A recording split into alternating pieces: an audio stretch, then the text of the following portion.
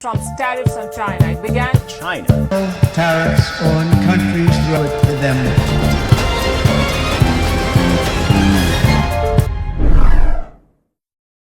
एक छोटा सा शब्द टेरिफ पूरी दुनिया की इकोनॉमी हिला सकता है, लेकिन ये टेरिफ होता क्या है और कैसे काम करता है, ये सब कुछ इस वीडियो में जानने वाले हैं। तो शुरू करते हैं वीडियो को।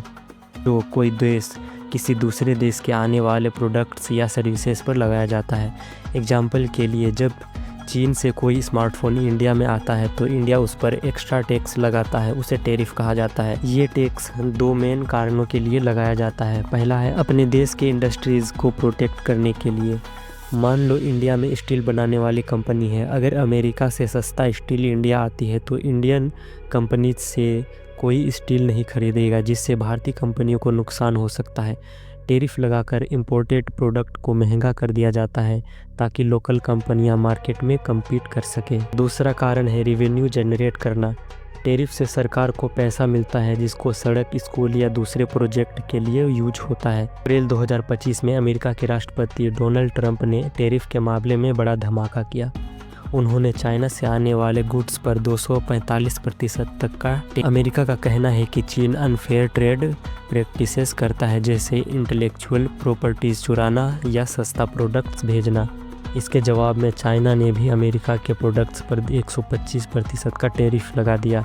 इससे दोनों देशों के बीच एक टेरिफ वॉर शुरू हो गया। लेकिन इसका इंडिया से क्या कनेक्शन है? ये टेरिफ वॉर इंडिया के लिए एक मौका बन सकता है। अमेरिका अब चाइना से सप्लाई चेन हटा कर इंडिया जैसे देशों की तरफ देख रहा है।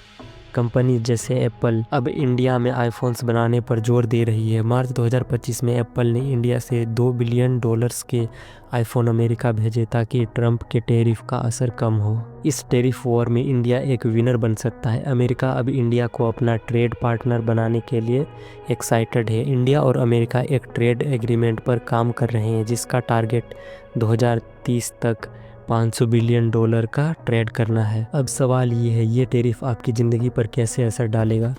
जब टेरिफ बढ़ता है तो इंपोर्टेड गुड्स के दाम भी बढ़ते हैं, जैसे आपका फेवरेट चाइनीज़ फ़ोन या अमेरिकन जीन्स महंगा हो सकता है। लेकिन दूसरी तरफ इंडिया में मैन्युफैक्चरिंग बढ़ेगा तो नौकरियां भी बढ़ेगी। इंडियन प्रोडक्ट्स जैसे हैंडीक्राफ्ट और टेक्सटाइल दुनिया भर में फेमस होगी। तो वीडियो अगर अच्छी लगी हो तो लाइक करना और चैनल पर नए हो तो सब्सक्राइब जरूर करना इसे वीडियो देखने के लिए।